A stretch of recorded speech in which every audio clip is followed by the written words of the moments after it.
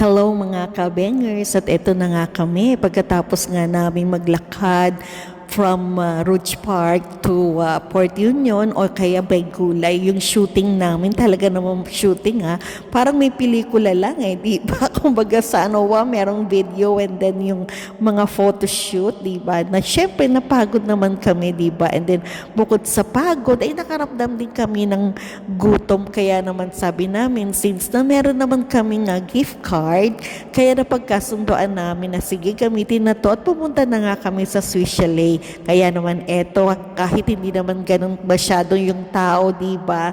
Ang nakalagay kasi doon, wait to be seated. Kaya naman po, isa sa mga ushers nila ay inassist kami na pupunta sa isang table, di ba? And then syempre, mga ka-bangers, at binigay na nga nila yung menu nila at ayan na nga, Diyos ko po, may gulay talaga naman po, napakaraming pagpipilian. Hindi lamang yan, may mga offer din sila or mga promo, diba? So meron nga akong naano dyan yung Tuesday to 419 something lang, and then syempre kung may mga coupons din, diba?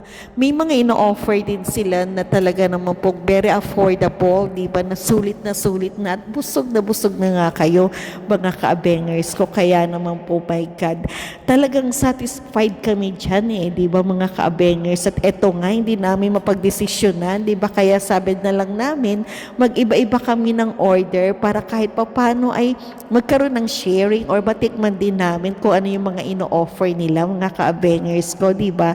And then, syempre, eto na nga, at ayun, dumating na nga yung aming in order na talaga naman pong pakatakam-takam, di ba mga ka-bangers? Sulit naman yung servings nila, pero isa sa mga nagustuhan ko nga yung tinapay. Talaga lang kakaiba ang lola nyo, di ba? Kaya tara, napakasarap nito mga ka-bangers.